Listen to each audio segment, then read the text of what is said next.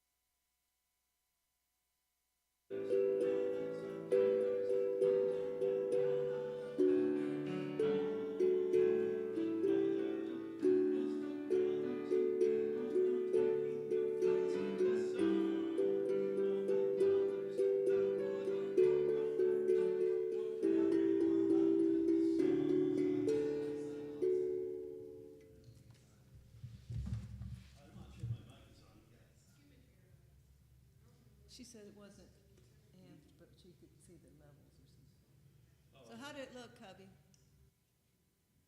Are we good?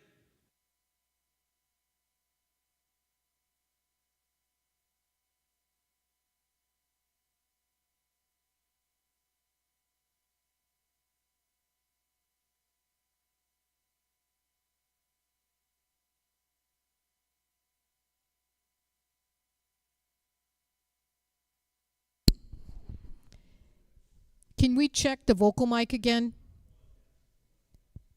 Can we check the vocal mic? Because I'm not picking you up.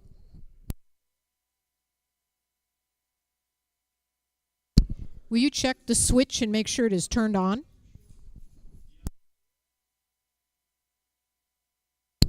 Try again. I just heard a thunk. Just try again.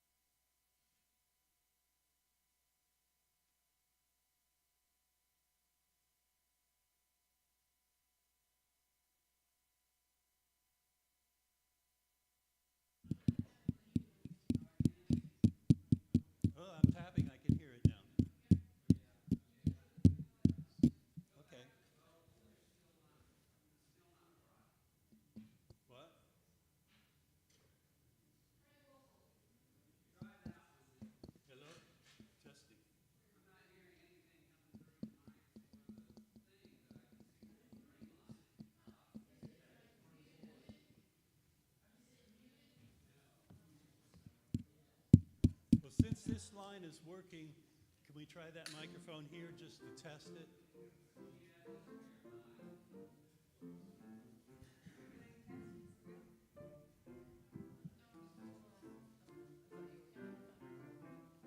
Okay, let's see where it's This one's actually working.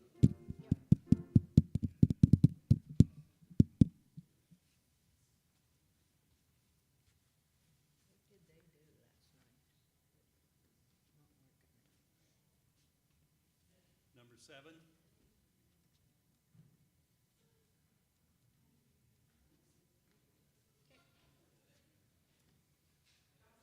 Did he say we could see it or not? Well, can we test this mic in the other two? Okay, I was going to run the line over to the hole. You want to run the mic over okay. to the... I was thinking we know that one works. So that would tell us whether the mic is the problem or not.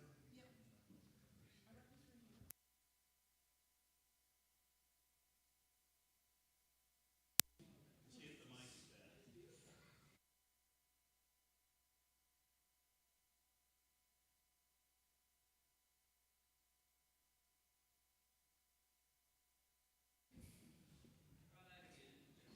Check 1, 2.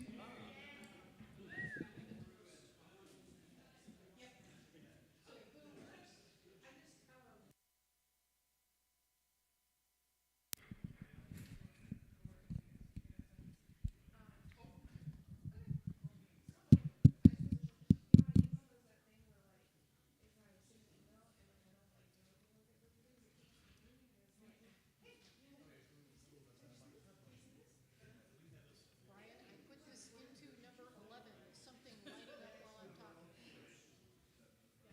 I put this in a different slot. I'm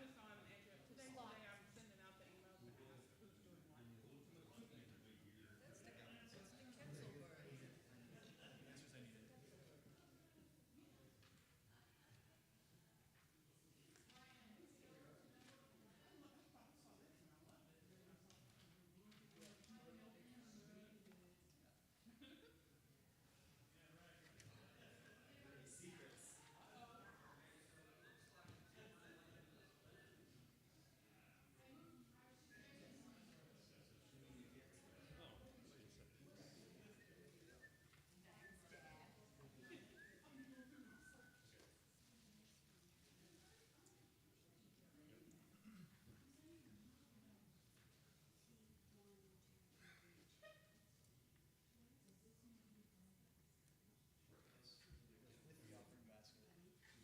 Number 11? Number 11.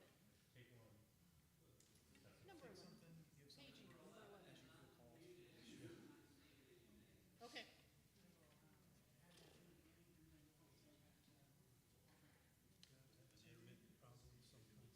Yeah. Well, it worked fine when I plugged it into the boom mic jack, and I know that the congregational mic is working.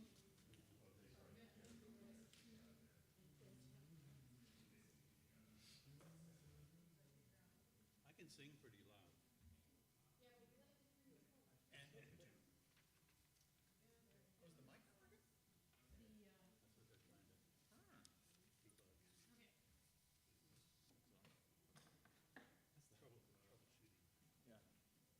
Oh, so maybe the metal plate, that's so much smarter. That's so much smarter. I take this because people would switch it off and they'd be like, the mic's not on. I'm like, if you turn the switch off, I can't help you. There's nothing from back there I can do to save you. This should be on the congregational mic now. If you Hello, check. I Brian, moved check. it to the congregational mic. Are If you you there? unmute that. Am I there, Brian?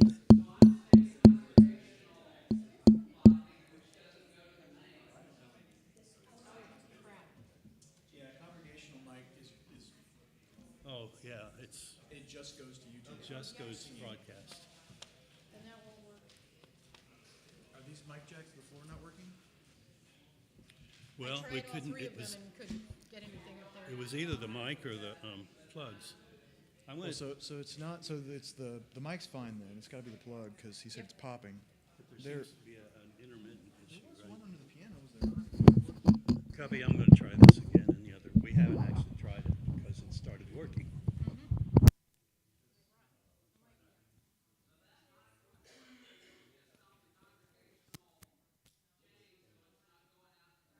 Right, that mic was working, but it's on the congregational, so it's not going out to the main. So this mic actually does work. Oh. I just had plugged it into someplace where it doesn't help.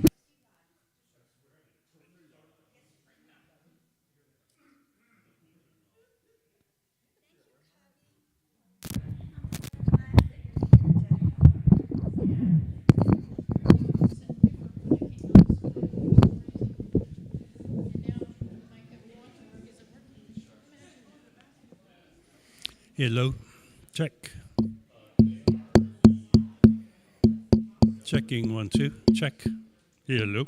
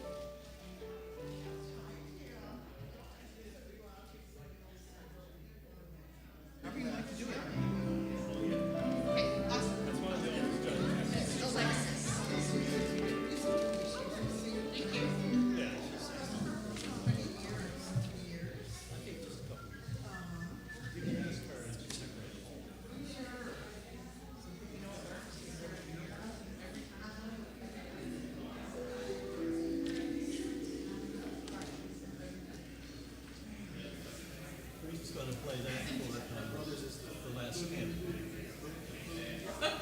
Oh, that's for the last hymn. Just going to play that for the last hymn. Teresa? Yeah. Oh, wow. She's lucky.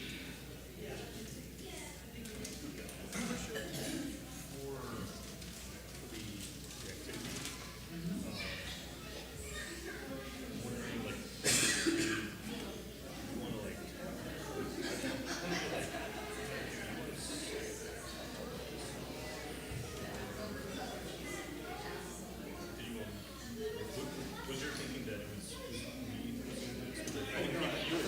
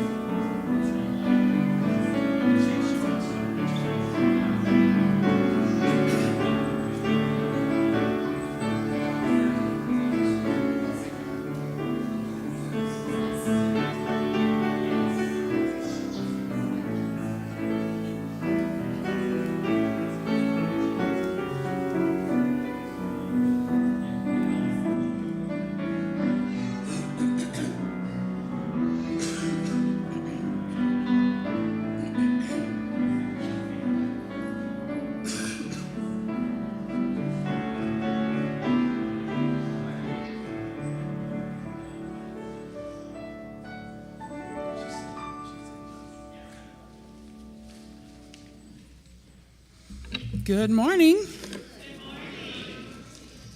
My name is Susie. My pronouns are she and her, and I am your pulpit host for the day. Ta-da!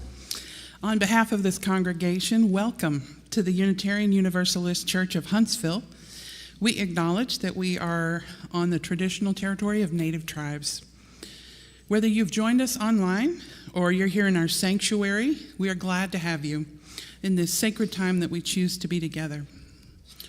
We are an open community of learning, caring, and justice making, and you're welcome here, every part of you, just the way you are. Our congregation is served by our minister, the Rev. Jamie Simon, who is currently away on sabbatical leave. However, Reverend Ruth Van Lillian serves as our sabbatical minister, and she is available for pastoral care or to answer questions about Unitarian Universalism. She can be reached by contacting the office.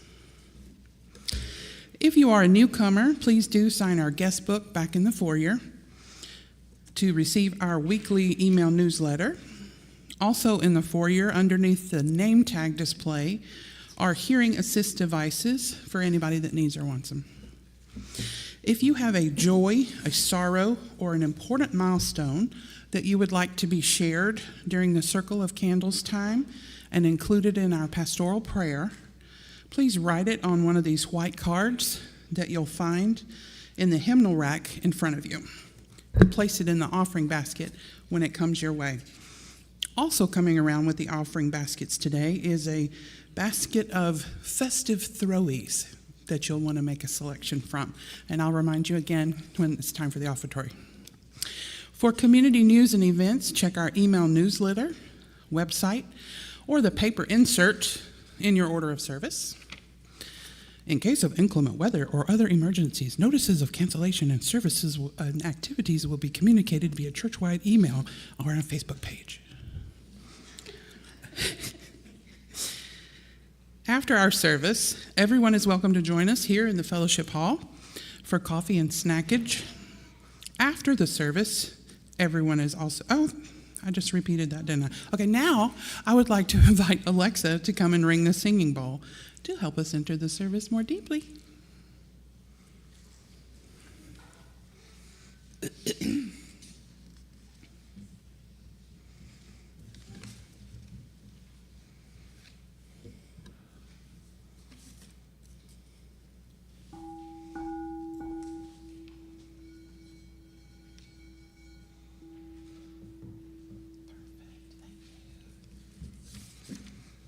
Wasn't that perfect?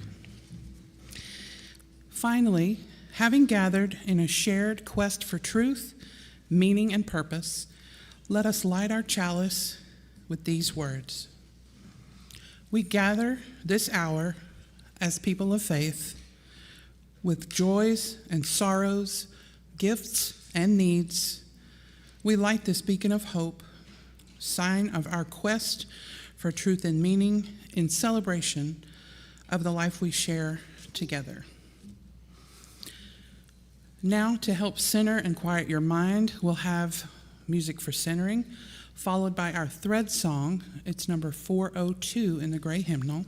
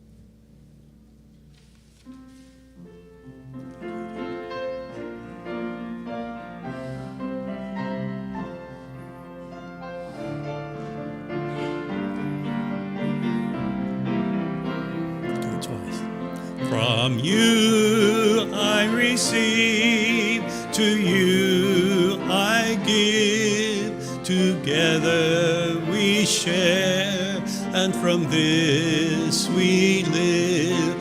From you I receive, to you I give. Together we share, and from this we live.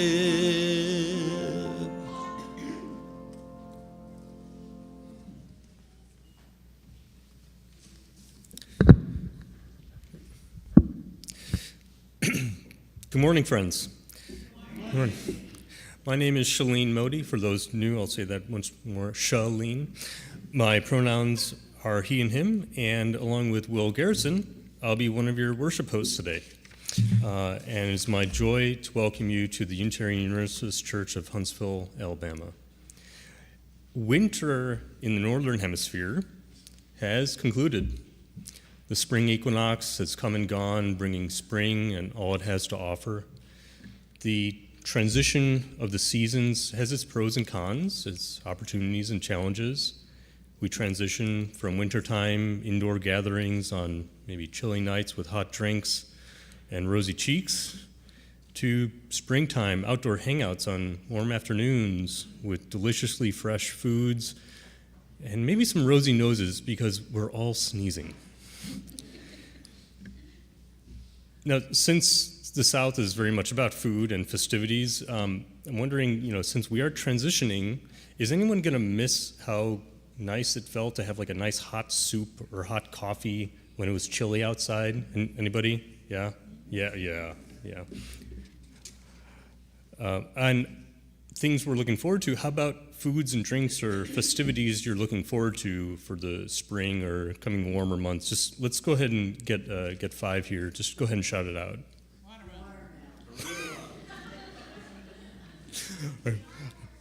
All right, I'm hearing watermelon, arugula,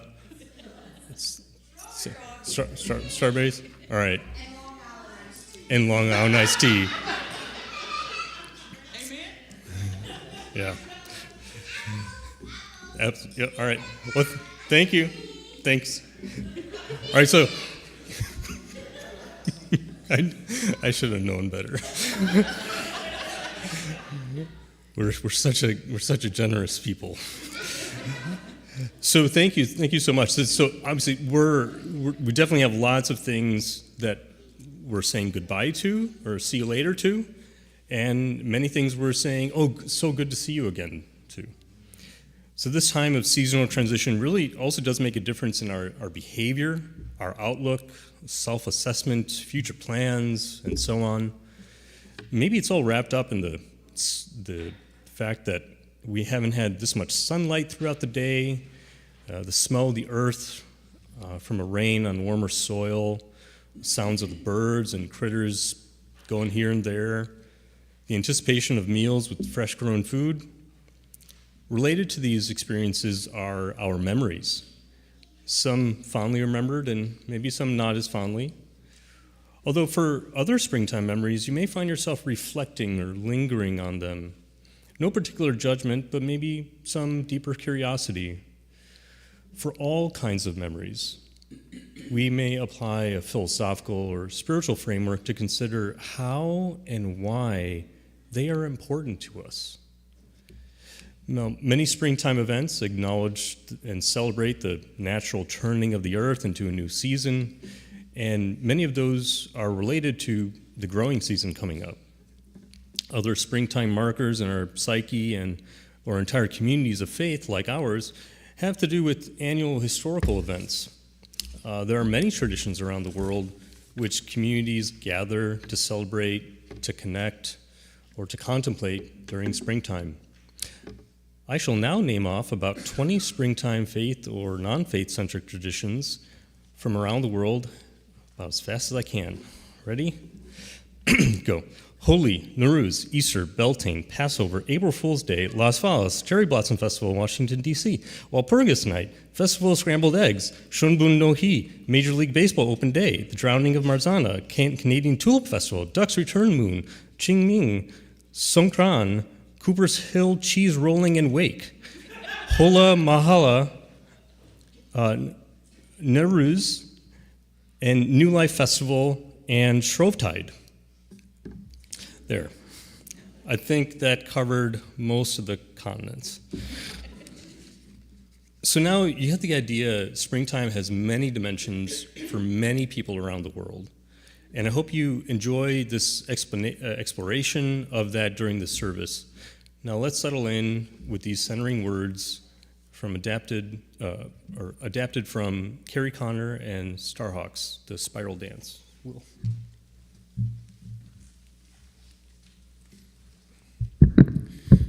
Okay, on a less serious note, I am definitely looking up the Festival of Scrambled Eggs.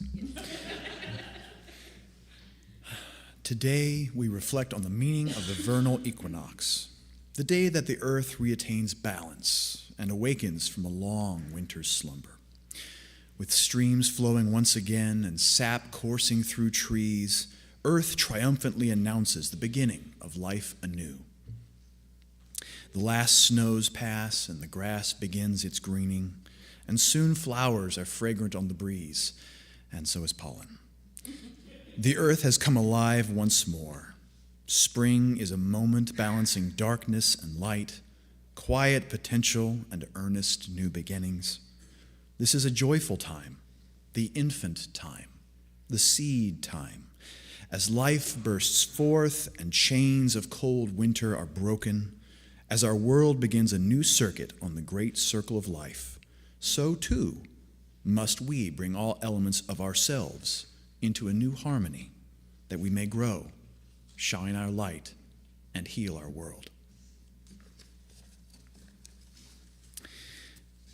Now, if you may, stand, if you're willing in body or spirit, to sing our opening hymn this morning, hymn number 76, For Flowers. Oh, sorry. I forgot to handwrite the note in. Before we sing our opening hymn this morning, we're going to hear from Darlene. Sorry about that. Thank you. Good morning. Can you hear me? Yes. Good morning, my friends. Got my notes here. I wanted to share with you something that happened to me a few weeks ago. It was a cold, rainy night. I was sitting in my living room wearing my cuddly blue robe and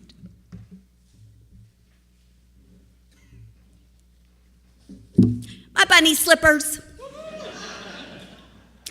The phone rings.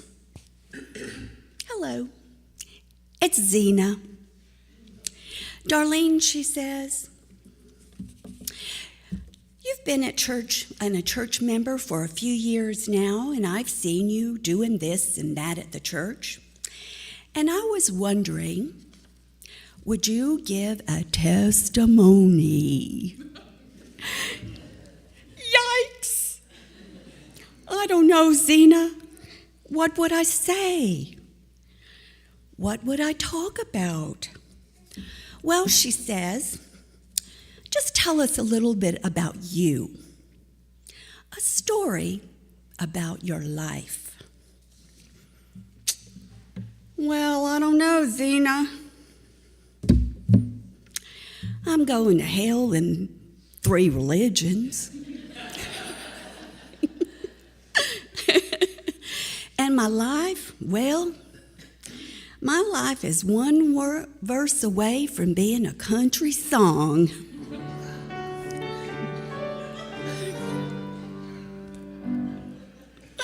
Ron, he knows what I'm talking about. Those country songs, I guess we all got a little bit of George Jones in our life. Or maybe it was Jack Daniels. I forget. Well, I can laugh about that now and joke about it even. But in the church of my childhood, it was filled with sweet, loving people and very scary messages. Guilt, shame, shame, judgment, and sin.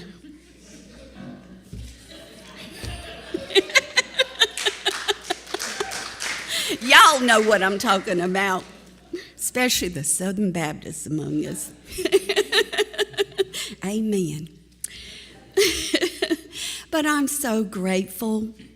I am so truly grateful that our children in our church have a different message. Our church is dedicated to the well-being of our children and our youth. Through financial pledges, salaries are paid to Jess, our CYE RE director, and our nursery staff, curriculums, special programs, books and art supplies, paper, paint, crayons, scissors, glue, and glitter. A lot of glitter, folks. Are bought by our pledges. In behalf of all of those precious little ones and our teenagers, I thank you. I thank you for your generous pledge. And I also thank you for our music. Your pledge provides a salary for Lori and Ron and money to meet the needs of our fabulous music program. Thank you for your pledge, which allows our church to hire good people like Ron, our office admin, and Brandon, who faithfully serves us as our church custodian. And to all those who are here, and to all those who came before me, I thank you for finding this beautiful church building and for finding our very own beautiful treasure, our Reverend Jamie. She is priceless. We could never pay her what she is worth. But with our pledges, we're trying. In closing, I would be remiss if I didn't mention another priceless treasure, and that is our volunteers. They give generously of their time and their talents, and I am happy to be part of that team. If you are not already a volunteer, I invite you to join in. Have a look at your insert. These are the committees that would welcome you, want you, and need you. So I invite you to join in with us to have fun and to give, because it is in giving that we receive. And that's my story, and I'm sticking to it. Thank y'all.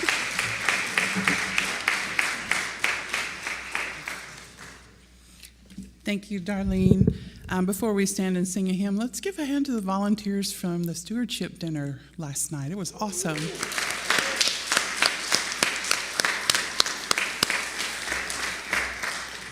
And now, if you will rise in body, spirit, or voice and join us in singing hymn number 76, For Flowers That Bloom About Our Feet.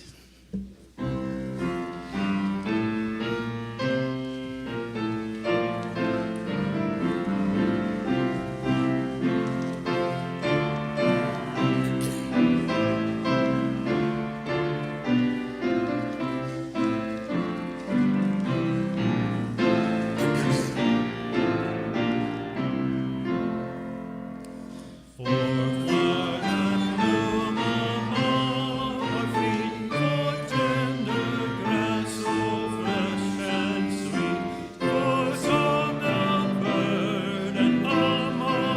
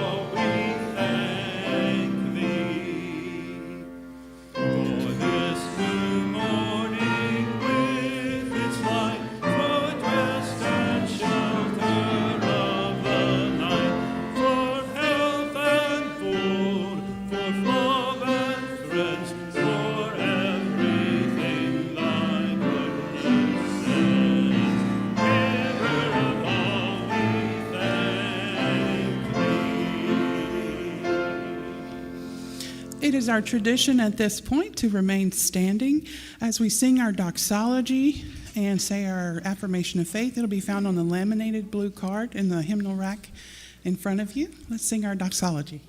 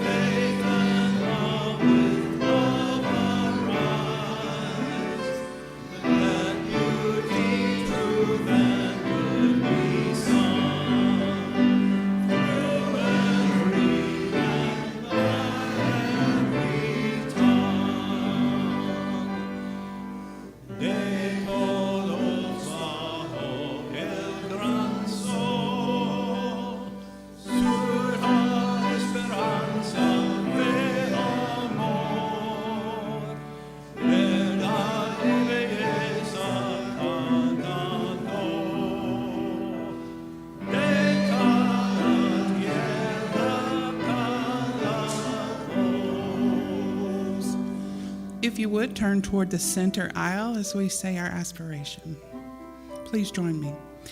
May love be the spirit of this church. May the quest for truth be its sacrament, and service be its prayer. To dwell together in peace, seeking knowledge and freedom, and help one another in fellowship. This is our aspiration.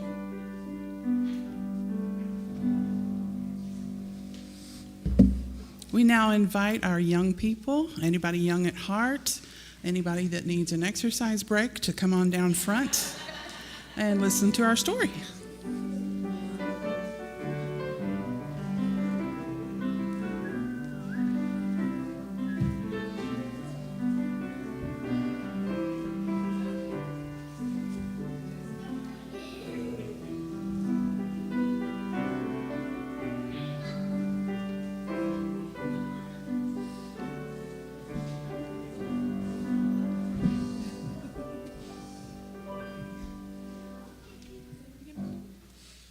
Have a seat. You can sit there or on the floor. Good morning. Good morning. Is this on? Yes. Okay. Thank you. Should he sit here by me? Or do you want to hold him? Okay. He's going to sit by me. Mr. Care Bear. Good morning. Today we're going to read Festival of Colors. Our theme this month is trust, and we will continue discussing that in our RE classes. But today our book goes with our service theme of the coming of spring and the holidays that we celebrate in that time. Festival of Colors. You're going to be sitting right behind the book.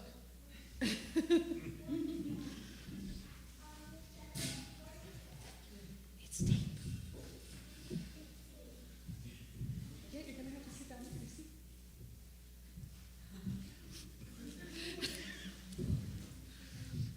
Guavas are ripening, lotuses are blooming, and Holi, the Indian Festival of Colors, is almost here. Okay, you gotta put him down so everyone else can see. Chintu and Mintu are getting ready. Holy high, they whisper. They gather hibiscus flowers because hibiscus flowers make red. They gather orchids because orchids make purple.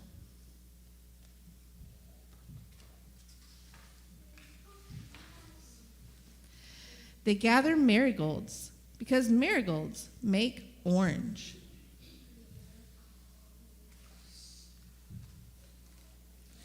They gather irises because irises make blue. Then they lay the flowers out to dry. Then they separate the petals. And then they press the petals into fine powders.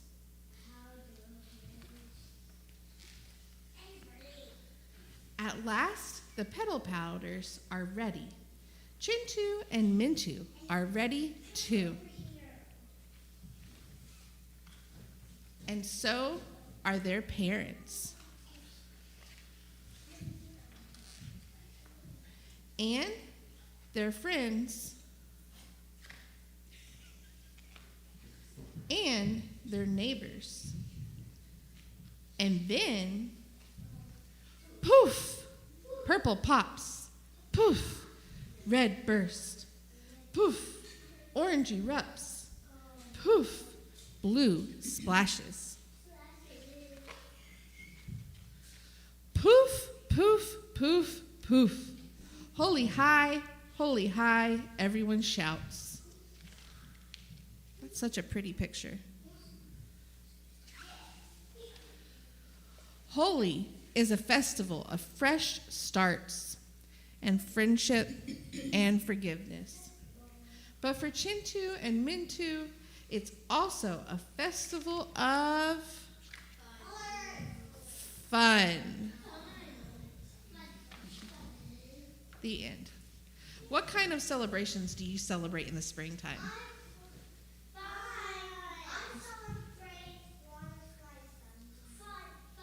Water fights? Water slides. She celebrates water slides. That is awesome. Avery celebrates fun in the springtime. Alexis, what do you celebrate in the springtime?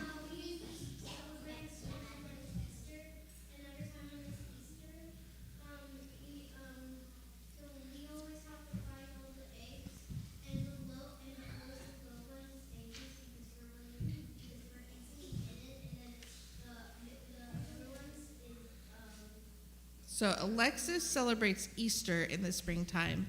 And here's a plug. We're having our first Easter egg hunt here at UUCH on the 20th. Yes. Nora celebrates her birthday in the spring. Yeah, Lewis. Earth Day and Women's History Month. Okay, Avery, last one.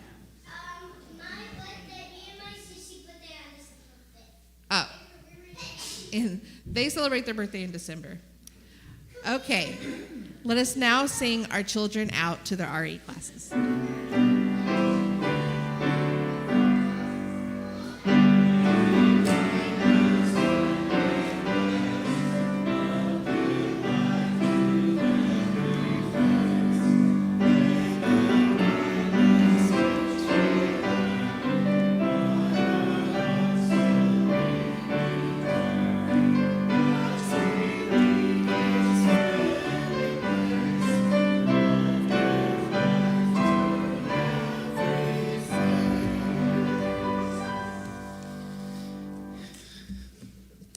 We are the Unitarian Universalist Church of Huntsville, if you didn't know by now, a proudly inclusive spiritual community, and together we build a broader search for meaning, a bolder form of compassion, and a braver voice for justice. This is your reminder to select a festoon from the rectangular basket that will be coming around with the offering baskets. If you would like to support us with a monetary contribution, we would be grateful. Your generosity helps us to support our various ministries, pay our staff a fair wage, and partner with organizations that share our UU values. You can donate online using the QR code in your order of service, or you can put cash or check donations in the offering baskets that are coming your way. Completed circle of candle cards. These things should also be placed in the offering baskets at this time. And you're also invited to come forward and quietly drop a stone in the bowl of water here next to our ramp in honor of a memory that you hold in your heart. It is through your generosity that we serve our mission here at UUCH, and with gratitude, we now receive the offering.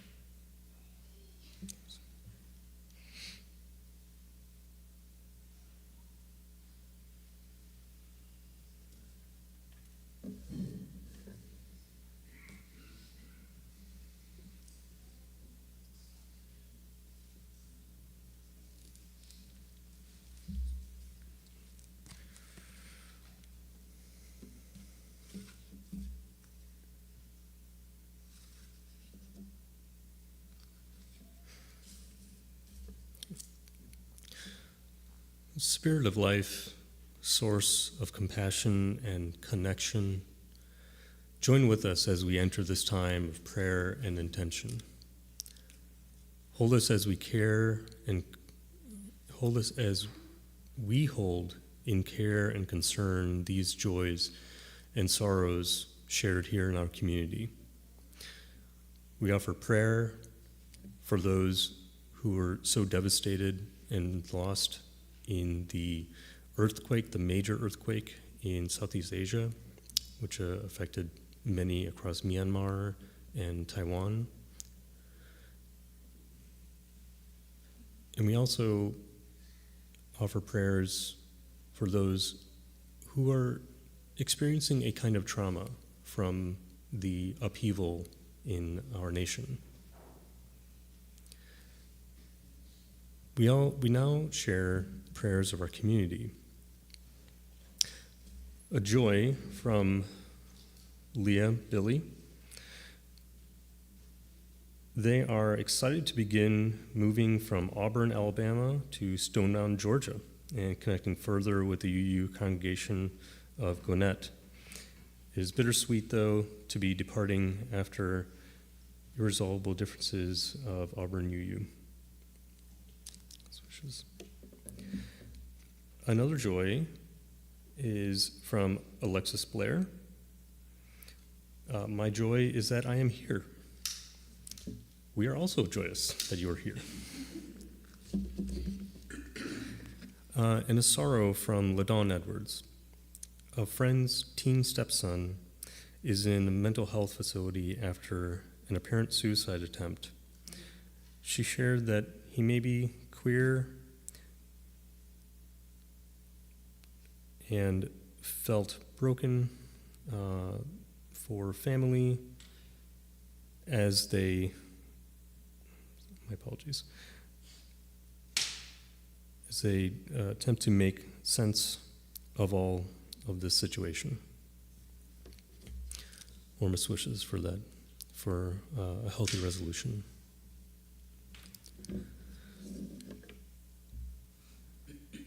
So let us be moved to compassion for all that has been shared in this beloved community and for all that remain silent, unspoken in our hearts.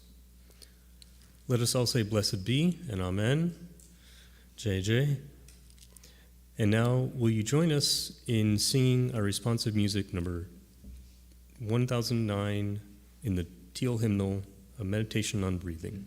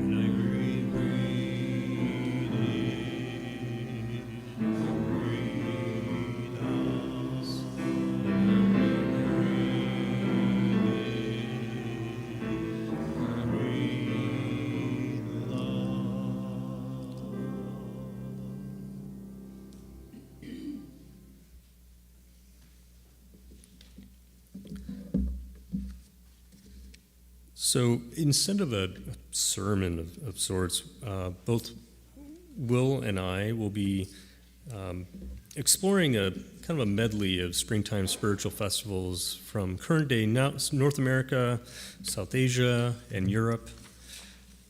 Firstly, I'll speak about the Hindu traditions around Holi. A quick disclaimer, I was once asked a kind of a vague question of what is Hinduism, and I replied with one word, complicated. Hinduism is complicated, so I cannot claim deep authoritative knowledge about Hinduism, and I pray I do not lead you astray. In the present day, the Hindu holiday of Holi refers to a couple different major stories and similarly multiple traditions, and is primarily celebrated in communities in northern and western India. The main aspects of the celebration are throwing of our prayer, as well as throwing of colors and water, and also a ceremonial fire in celebration of good over evil, light over darkness, and an opportunity to let go of old upsets and to start with a fresh outlook. Now, the name Holy, H-O-L-I, is derived from a demoness named Holika, who has a special power of not being able to be burned. The primary characters of this particular story is Holika, also her brother, the demon king Hiran. Hold on, I need a second for this one. Hiranyakshipu, and the king's young son, Prahlad. The demon king decided to take over the rule of heaven, like a demon king would, I guess. And upon declaring this, all in the kingdom were forced to pray to the demon king. However, Prahlad continued his devotion to Lord Vishnu, who is considered as part of the highest trinity of gods in Hinduism. The demon king was angered by this and so tried to kill his own son by various trials, such as throwing him down a well and being put in a dark room filled with venomous snakes. But he survived all of these through intervention of Lord Vishnu. Finally, the king and his sister considered what they believed would be a sure bet based on his sister's power that she could not be burned. The brother and sister arranged for Holika to sit on a fire with Prahlad in her lap with the intention of killing the child by fire. However, because of Prahlad's devotion to Lord Vishnu, the opposite occurred, where Holika was consumed by fire, and Prahlad was unharmed. So this is why holy celebrations include prayer for good over evil, as well as a ceremonial bonfire. I personally remember when I was very young, and I would go to the temple, and I asked, like, what is this big bonfire about? And because there was a kind of effigy of sorts at the top of it, and I think my mom had mentioned it's Holika, and I was like, wow, she must have done something really bad. So now the throwing of colors in water come from a story of Lord Krishna, who is an avatar of Lord Vishnu. Krishna had become distraught over his blue color, the blue color of his skin, and really self-conscious and kind of stressed about that, and received counsel from his mother that his eternal love, since a young age, Radha, would like to see him as he is, and the color, and that they color each other in whatever color they like. And so Krishna and Radha and their other friends had a playful time throwing colors and water on each other. There's also some stories which claim Krishna and his fellow young cowherders, called gopis, decided to play a mischievous prank and throwing color on the girls. And the girls, who had sticks with them, chased them away. Now, let's move on to a brief explanation of a couple other traditions. One is about the Norse pagan tradition, and another I'll touch on some of the indigenous traditions in North America. In Norse pagan tradition, there are ceremonial sacrifices called bloats through the year. Although there doesn't seem to be a particularly prominent springtime story, at least that I came across, the spring bloat is generally a celebration of the turning of the season, just what the turning of the season brings, and the association with the god Freyr and goddess Freya. Now, in this time, Freyr, who's the god of horses and light, is said to pull the sun with his chariot across the sky, increasing the light and the warmth we all feel. Followers celebrate and enjoy the sunshine. Along with having more light, there is an abundance of activity associated with Freya, the goddess of passion and fertility. Freya is also carer of bees, which pollinate across the land, creating abundant food crops and honey. ancient ceremonies had blood sacrifices of people and animals. A modern tradition asks followers to sacrifice some personal material possession or habit, for example. Additionally, the food and drink which are offered to the gods are then turned into a community feast that is had. And additionally, let's touch here about some of the traditions of the indigenous peoples in present-day North America. As you might imagine, it's well known, indigenous peoples generally everywhere are typically very strong, knowledgeable stewards of the land. And so this is really strongly associated with some of the celebrations and ceremonies which occur.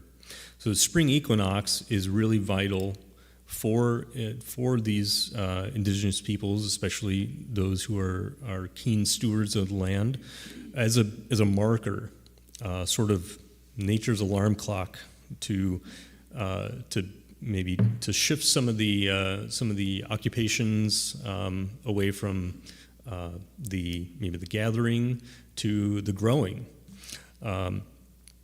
and to just to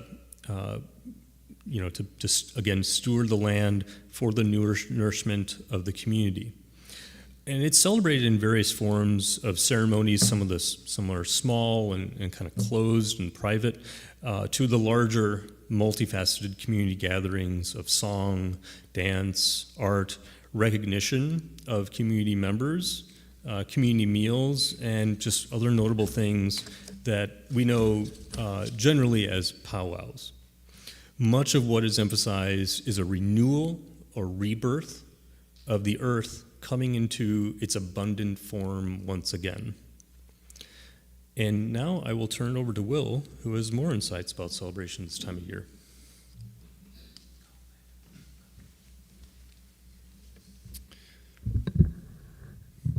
So originally this service was going to be right at the vernal equinox, and I was really grateful when Shalin said, "Hey, can we bump it a week?" And I said, "Oh, thank God."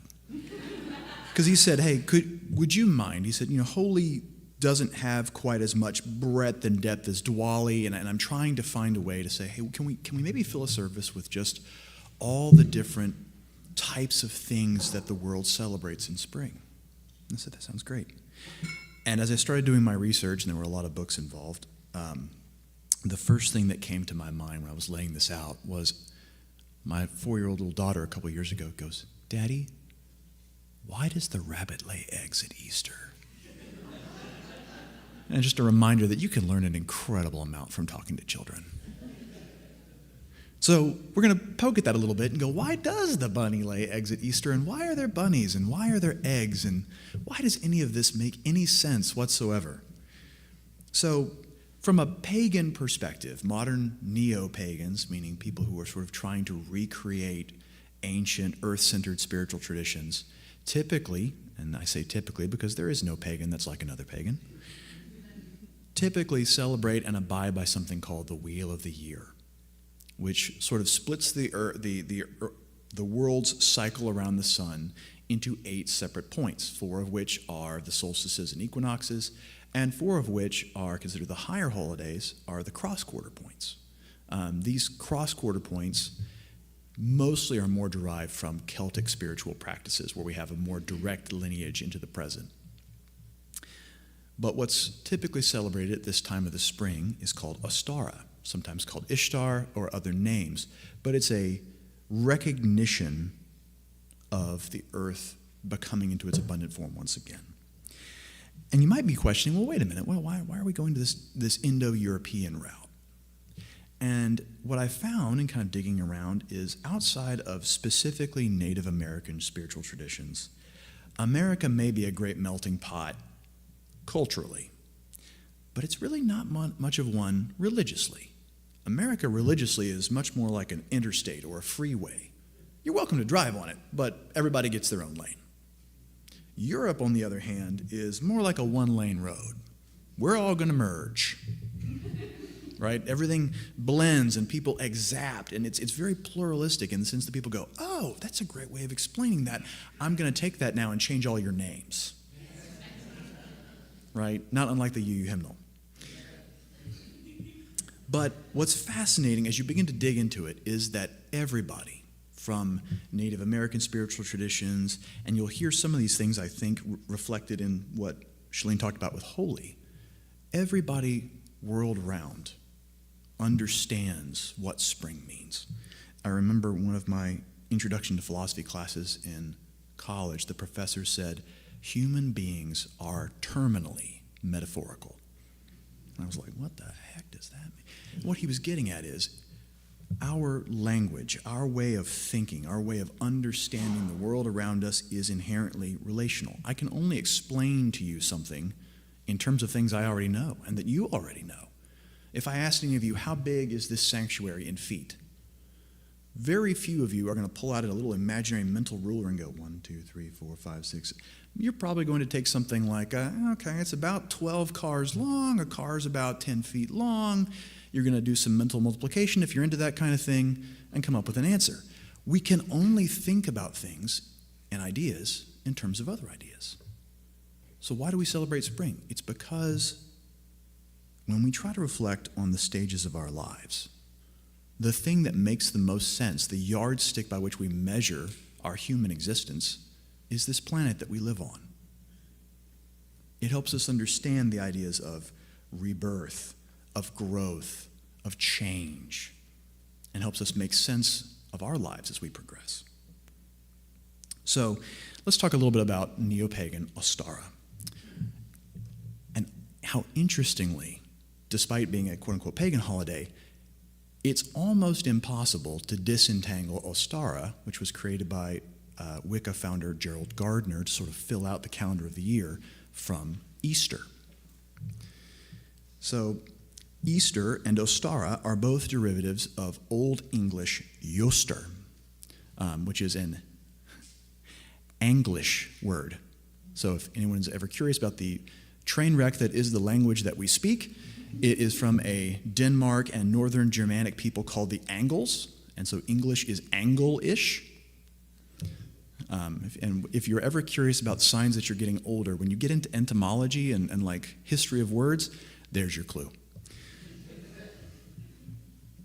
But if anyone is curious, can anyone tell me how you say Easter in French, Italian, or Spanish? Pasquale, Pascale. The root of that word is the Greek for Passover. Everywhere else, Easter equals Passover. Only in English do we say, oh, that the celebration about, we're going to name that after a Germanic spring goddess. Hope you're okay with that. So it's kind of very hard to disentangle, right? Because according to the Synoptic Gospels, right, Matthew, Mark, Luke, Christ was tried, crucified, and resurrected during the time of Passover, which occurs very roughly approximate to the spring equinox. So as Christianity migrated into Northern Europe, it turns out, and we'll talk about, this is my one little bit of theology, I'm going to kind of keep it to like 90 seconds or less. The themes of Christ's resurrection, less so Passover, but mostly Christ's resurrection, happen to really co-align with this idea of spring, of renewal, of rebirth.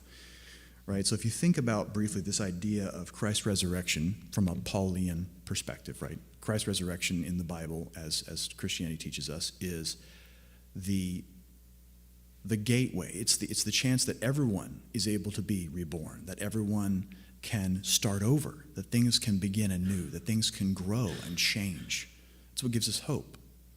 Much in the same way that spring proves that no matter how long the winter is, the flowers come back again. The seed can be replanted. We can start over. The earth begins anew, just like in each turn of our lives. No matter how long the winter was, how rough it was, we can always start over.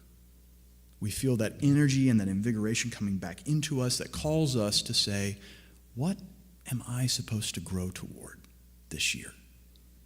Much in the way that Easter in the Christian tradition says, what do I need to let go of and change and grow to become what I'm called to be? And actually, in a very real sense, digging into this really speaks to our universalist origins. This idea that all roads religiously speak to the same thing, that no matter what wisdom path you take, when you reflect on spring in all the world's religions, it calls us to reflect on growth, on this idea that change is possible, no matter how dark things get. Okay, now, I did promise you guys a story about a bunny, right? So, okay, how in the world did the bunny show up at Easter? Well, in 725 CE, Saint Bede the Venerable, an Anglo-Saxon historian, was chronicling the conversion and basically the influx of Christianity into the kingdom of Northumbria in England. He wrote about Easter rituals and made absolutely no mention of bunnies whatsoever. Let's pop forward about 1,000 years. Grimm, as Grimm's fairy tales in Deutsche Mythologie, postulates the celebration of Ostara, about the goddess Easter. No mention of hares whatsoever. 1883, K.A. Oberle states, the hare was probably a sacred animal of Ostara. About another 100 years later, John Lannard states, the Saxon Easter goddess of Easter seems to have been connected with the hare. Forward about another 70 years, and we start seeing texts in religious books that say, the hare was definitely the sacred beast of Easter. So why is the rabbit part of spring? Because humans are terminally metaphorical. And if two ideas seem like they go together, it doesn't matter whether it was true or not. Sometimes the story is better than reality. So, modern neo-pagans, Ostara is not really a deeply Celtic or some sort of like ancient 1,000-year-old religious tradition, just a recognition of the joy of new beginnings and new growth. It represents the childhood of the earth year. There's another spring celebration called Beltane, which is a little bit more deeply rooted in Celtic tradition. And if this is childhood, Beltane's more like those teenage frisky years. Maybe that's a reflection for a different time. To conclude, what I wanted to do with everybody, and this is why you have the little piece of yarn in your lap, I wanted to do a guided meditation. Prayer, if that's the preferred term that you use, a spell, if you're magically inclined. But if you'll take this moment with me, close your eyes. Take some slow, deep breaths. Feel your body settle into the pew. Get comfortable. Relax a little bit. Let your mind drift away of all the cares and worries for the day and be here now. Clasp your little yarn throwy in your hands. Feel the weight of your body resting on your sacrum, on the pew. Feel your feet connecting to the earth beneath you. Feel your spirit slowly lift out of your body. Imagine a ghostly image of yourself just sort of quietly floating up out of your body here into the sanctuary. Feel yourself drifting out of the sanctuary, out into the bright sunlight outside. Feel the sun on your face. Feel the crisp, cool air of the still early spring breeze. See the buds on the trees, the flowers beginning to come into bloom, the green grass.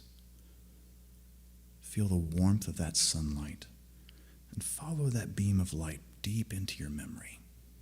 Think like you're traveling on that light beam back in time, and think to a time long ago, another spring day when you were young, a happy day. If you don't feel called away by memories of the past, just stay here and enjoy the sunlight. I'll stay with you. But for those of us who feel a memory from your childhood pulling you back, go with it. Feel that warmth, that sunlight rolling in the grass, being outside. What are you seeing? What smells take hold in your mind? What do you hear? Is there memories of taste or food? Concentrate as hard as you can to bring that memory into your imagination. Hold it vivid and clear. What does it feel like for you as a child to live in a world of endless possibility? What was it like when the day was long and anything was possible? Feel the abounding joy.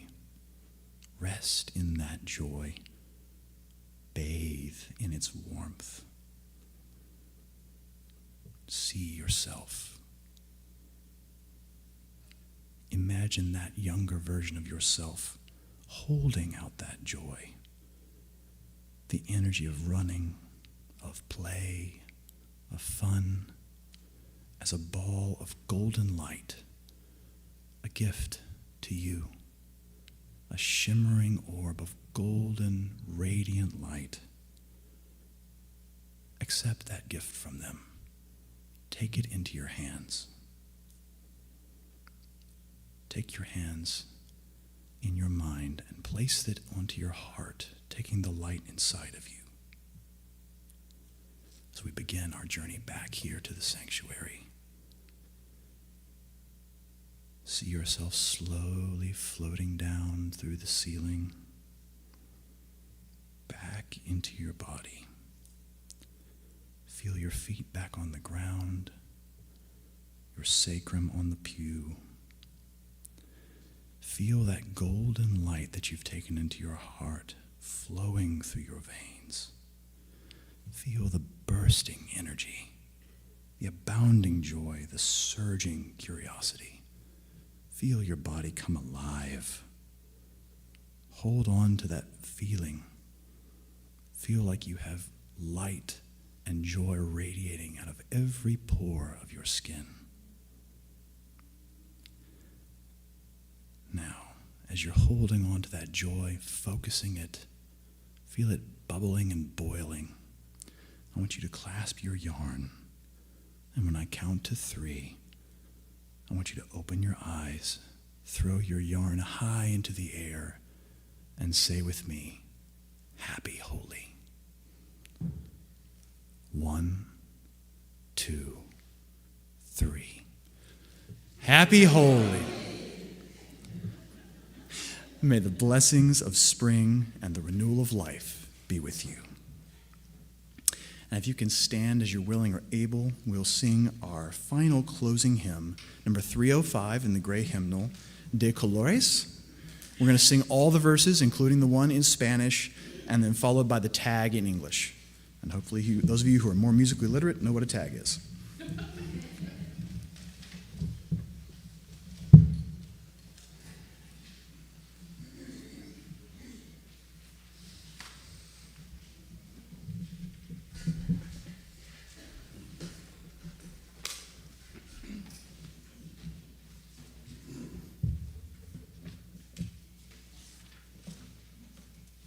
Sorry about that. Con mucho gusto.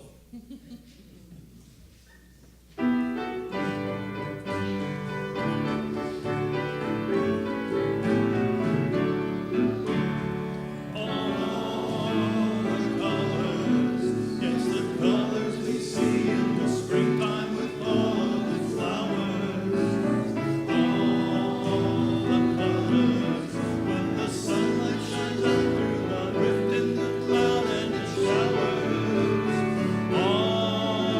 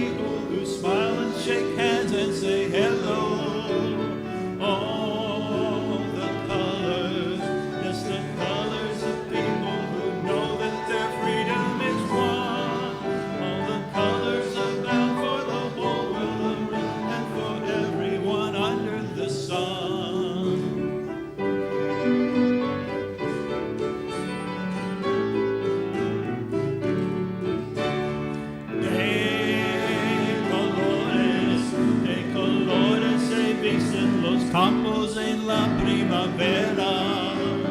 De colores son los pajaritos que vienen de fuera. De colores es el arco iris que vemos lucir. Y por eso los grandes amores de muchos colores me gustan a mí. All the colors abound for the whole world around and for everyone under the sun.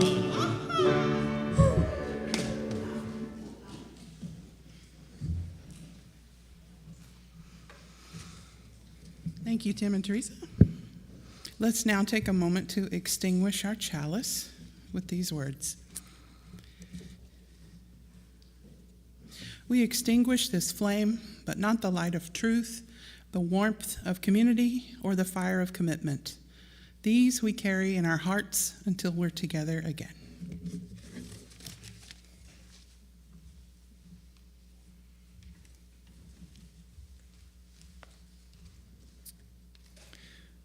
Friends, our worship service now comes to a close. I'll be at the back of the fellowship hall to greet you, and I would love to hear what your spring celebration is that your family or your people do.